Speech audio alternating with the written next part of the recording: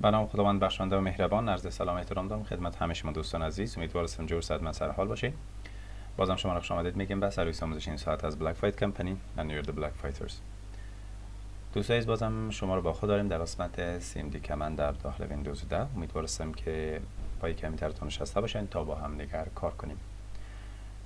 دوستان عزیز، فرمان قبل ما شما در رابطه با موضوع CLS بود که کلیر اسکرین نام داشت یا کلیر لیست، که پاک کننده اسکرین صفحه داست بود و شما را به حالت هوم صفحهش می برد. و حالا ما یک کامنت دیگر به شما معرفی میکنیم که به نام set هست، SET، که فرمان 43 هست در داخل ویندوز 10. به خاطر کار با این ابزار یا این فرمان ما ویندوز خود روشن میکنیم، بعد سراغ CMD میریم. دوستان عزیز، فرمان set که هستن نشان دادن فرمان بر اساس آدرس های هم می باشن، یعنی فرمان ها را بر اساس آدرسش نشان میده بر ما. وظیفه ست تکرار میکنم، نشان دادن فرمان بر اساس آدرس آنها می باشد. حالا اگر ما بخوایم از استفاده کنیم ست برای چی هست، چگونه استفاده میشه، شیل کمند داره، بش کمند داره، ادامه میتیم تا با هم دیگر کار کنیم. من میم در قسمت از فرمان ست استفاده میکنم. زمانی که انتر میکنم دوستای عزیز، این صفحه بر شما باز میشه. همه فرمان ها را شما میتونید ببینید، مسیر و پدهایشان که در کدام آدرس ها هست. OS یا سیستم عامل شما از نوع اینتی هست، پد آدرسش در اینجا هستن: درایو سی، ویندوز سیستم سی و دو، ویندوز سی، ویندوز سیستم سی و دو، WBM سی. این یا کلش آدرس هایش است که برش نشان داده اینجا.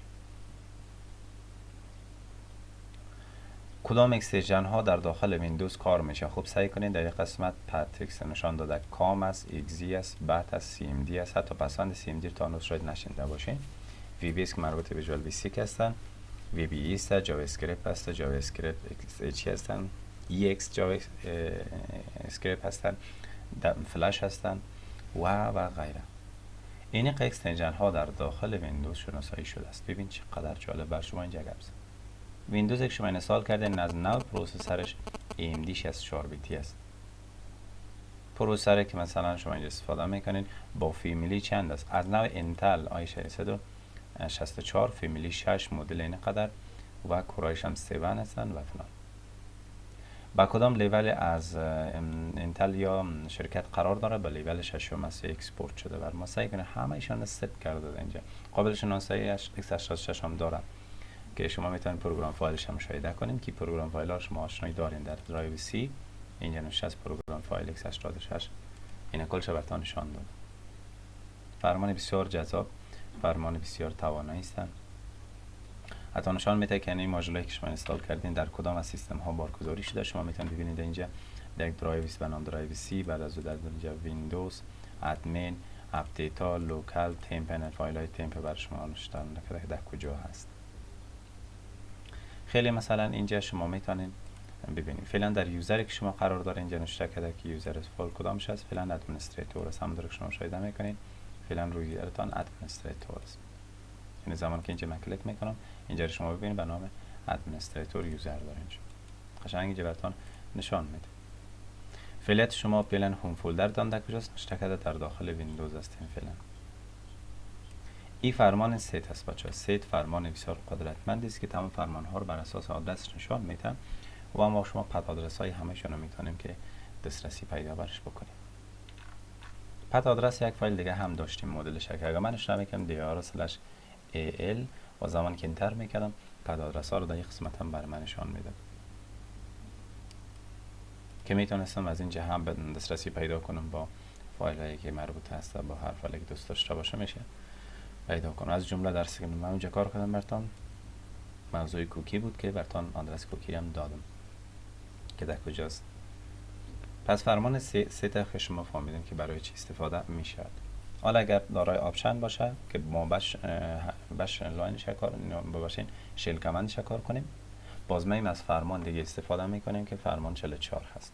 اشتباه میکنیم هل که کمک برای ما شما باشه، بعد از اون اشتباه میکنیم ست و زمانی که این ترش میسازم دوستای عزیز ببینید برای ما شما یک تا داره که ست پی است، ست ای است که اکسپرشن داده و پیام ست کردن براتون داده.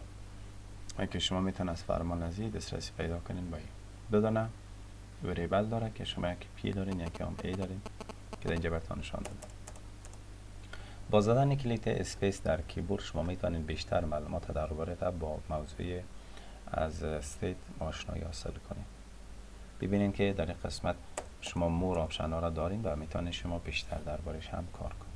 یکی از این کارا رو من بر شما انجام میتونم دوستای عزیز که اگر من اشتراک میکنم که هلپ و فرمان تایپ میکنم set/a نوشته میکنم و زمان که انترش میکنم برای ما شما وریبل ای را میتون معرفی میکنم که وریبل ای چی است. و اگر ما بدون مثلا help/a را تایپ بکنم از ما شما بش خواهد گرفت که فرمان بعدی است. میشه در این قسمت من نوشته میکنم که set/a کلانه برش تایپ میکنم. این کس بش لاین است که بش لاین نمیشناسه. خب اگر ما بر اساس پی وارد بکنیم این رقم set پی کلان زمان که انترش میکنیم بر ما شما حالت پروسه ست میکنه. تنها هر چیزی که با پی شروع شده باشه میتونید شما در قسمت ببینید. و اگر من گزینه set را کلیک میکنم دوستای عزیز و زمان که انتر میکنم ما اسم داشتیم و اگر من اشتراک کنم set/s کلان انتر میکنم فقط اونم فایلی که اس هست بر ما شما میاره که مشخص از این میکنه برای من که من در اینجا فقط میتونم از این کلیت سویژن بر شکل اس نشان میتونم که با فلان از این فقط کلانش رو تایپ کنید براتون میاره که فرمان مثلا بعدی بود.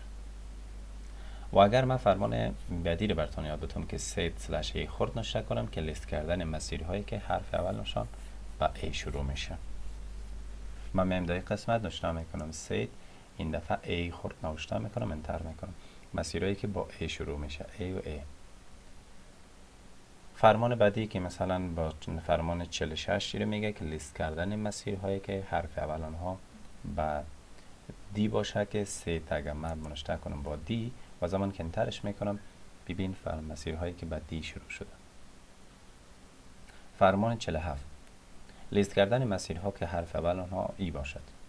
فرمان سی ای set ای را تایپ میکنم و زمان که شما ببینید یک دانه وجود داره.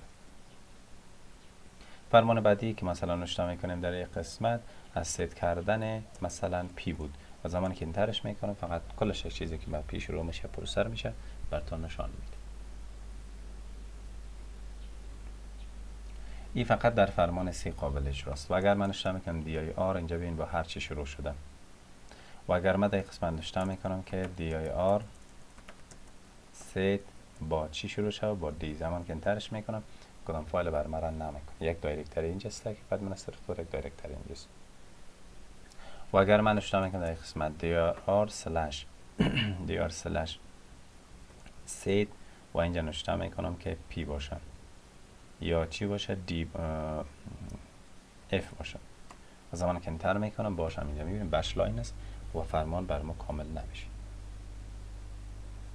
آخرین موضوع که در قسمت فرمان set وجود داره دوستای عزیز این هستند که وقتی ما نوشته set/ علامت سوالیه انترش میکنم اونم برای ما شما خصلت ای را نشان میده که شما میتونید از اینجا نوشته کنین که set یا نوشته کنین help set و زمان که انتر میکنین اونم مود 15 یک سی است. امیدوار هستم که فرمان set را فهمیده باشین و طریق کارش را یاد گرفته باشین. فرمان بسیار توانا قدرتمند در بخش سورت کردن دیتا و همچنان نشان دادن مسیرهای فرمانها به کار می رود. امیدوار هستم که خوشتان آمده باشه و لذت برده باشین. تا ریکاردهای بعد شما رو به خدا می سپارم. شاد و موفق سرفراز باشین.